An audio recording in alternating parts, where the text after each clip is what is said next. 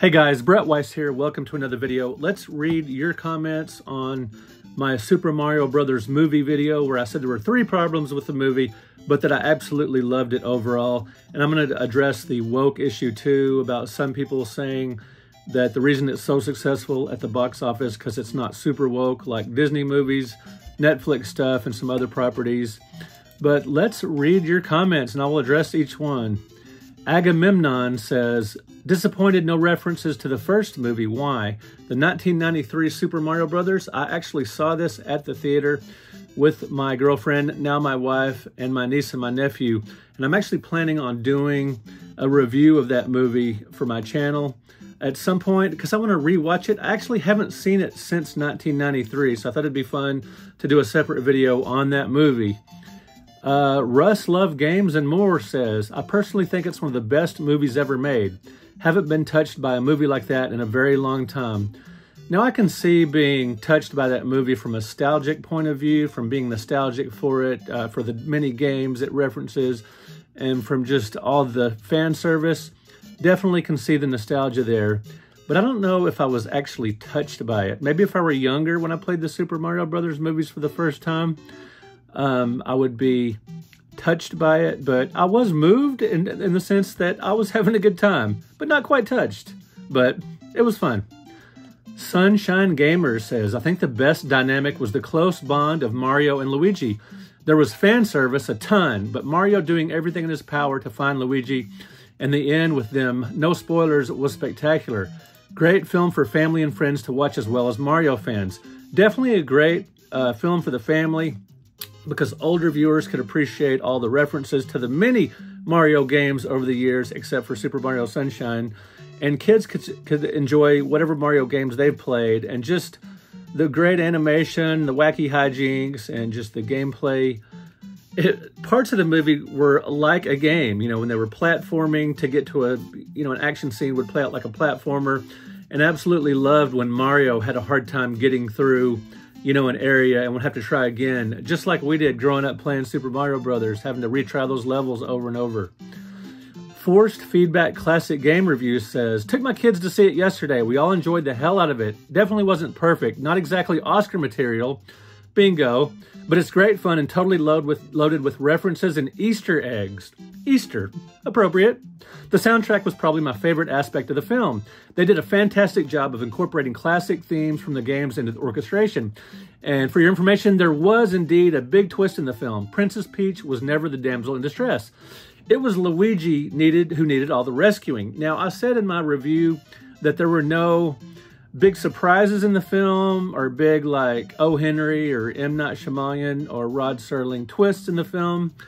But I looked at the fact that Princess Peach was a hero and not a damsel in distress just as a concession to modernity and modern feminism. I didn't see that as a twist. I just saw that as common sense and showing that females, unlike the old days, they're not just damsels in distress in popular media. If you watch those old science fiction and horror movies and stuff, yeah, there was occasional brainy, beautiful female scientists in some of those old 50s science fiction movies, but for the most part, women were just there to be looked at or whatever, and not super heroic, certainly when it comes to action scenes.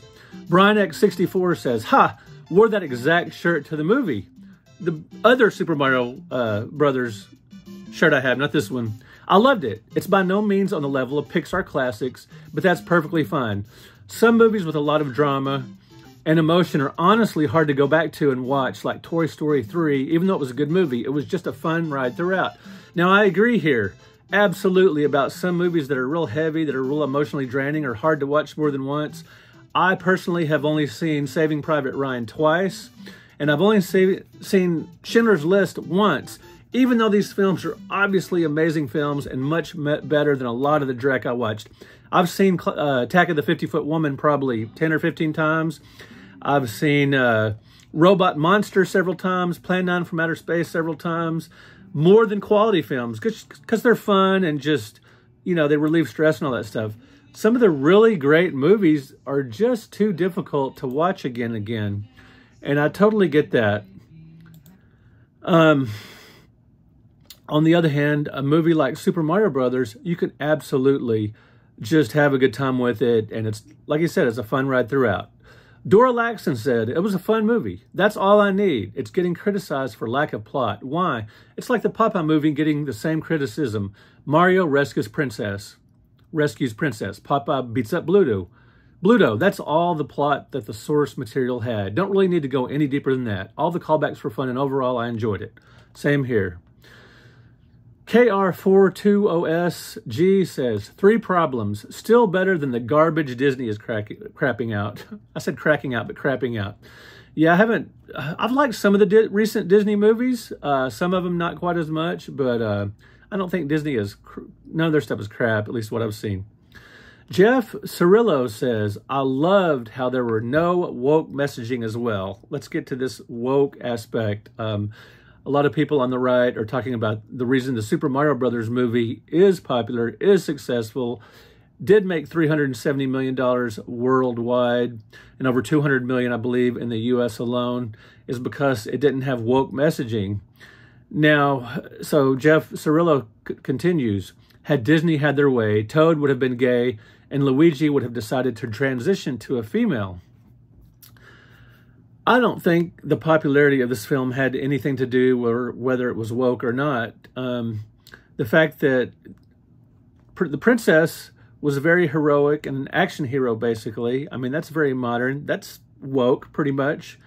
But just the fact that the film was super entertaining and just word of mouth, everybody seemed to really enjoy it. At least the audience scores were really high. I believe there were 96 on Rotten Tomatoes, while the critics' score was like in the 50s.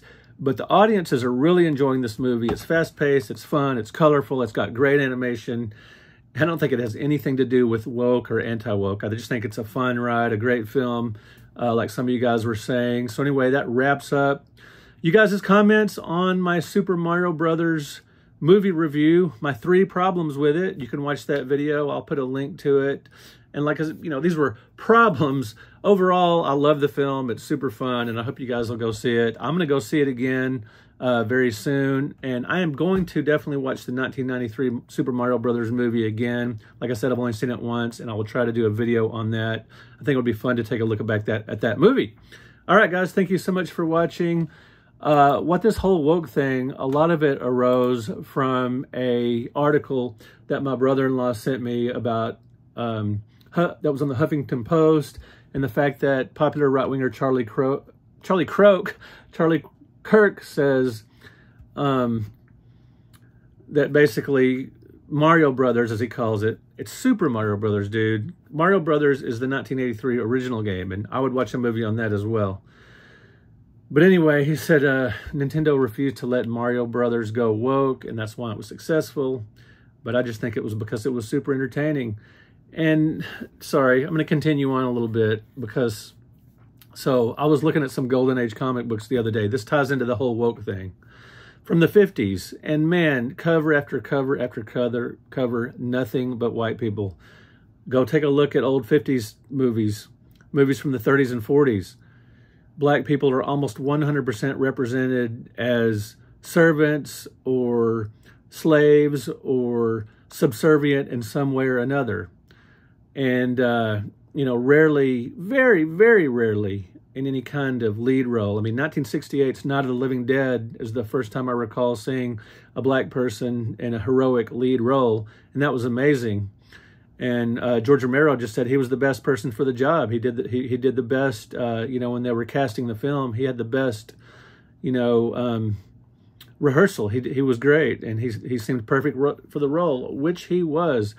But just in general, you know, you go back decades ago, and people of color were so underrepresented in pop culture media that I'm perfectly fine with movies and TV shows and comic books and video games today being much more diverse, multicultural, many, many more people of color. That's just fine to me because we're making up for lost time for many decades of underrepresentation and downright bigotry. So anyway, if that's woke, call me woke. It's not a joke.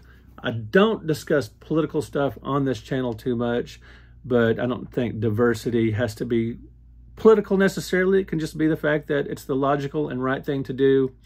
But regardless, As far as Chris Pratt and Charlie Day casting two white men as Italian-American leads, I don't really have a problem with that. Perhaps they, tested well in those roles. I know a lot of people had problem with Chris Pratt's accent or lack thereof, or too much of, or the fact that he didn't sound like Charles Martinet or Charles Martinet, whichever spelling or pronunciation is correct. Regardless, I thought they both did a good job. I thought all the voice actors were really fine in the movie, especially Jack Black as Bowser. Peach, peach, peach. Love it. All right, guys, let me know what you think of the Super Mario Brothers movie, or the fact that it was or was not woke, or whatever the case may be. Let me know in the comments, and we will talk to you guys in another video. Thank you so much for watching.